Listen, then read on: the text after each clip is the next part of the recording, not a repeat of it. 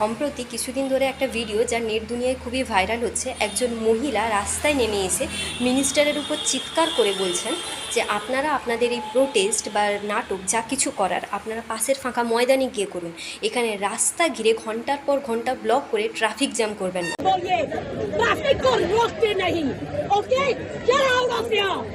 তো বিষয়টি হলো, কিছুদিন আগেই ওমেন রিজার্ভেশন বিল লোকসভায় পুরোপুরিভাবে ফেল হয়ে যাওয়ায় মুম্বাইয়ের এক ক্যাবিনেট মিনিস্টার এই বিষয়ের প্রতিবাদ নিয়ে রাস্তায় র্যালি শুরু করে, যার ফলে প্রচণ্ড গরমে ঘন্টার পর ঘন্টা ধরে মানুষ এই ট্রাফিক জ্যামে আটকে থাকে। এখানে অনেকেই মহিলার এই সাহসিকতাকে স্যালিউট জানিয়েছেন, কুর্নিশ জানিয়েছেন, সেখানে অনেকেই ওনাকে ধিক্কারও জানিয়েছেন, বলেছেন যে কোনো পলিটিশিয়ানকে এভাবে জনগণের সামনে ডিসরেসপেক্টের সাথে কথা বলা উচিত নয়।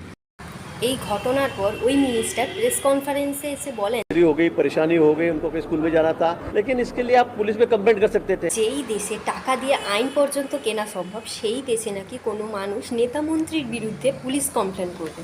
এখানে মানুষ তার নিজের বেসিক রাইটস, নিজের অধিকার সম্বন্ধে প্রশ্ন ও প্রতিবাদ করলে তাদেরকে দেশদ্রোহী বলা হয়। ঠিক সেই দেশে নেতা মন্ত্রীর নামে পুলিশ কমপ্লেন করতে বলাটা নিছকই হাস্যকর শোনায় না?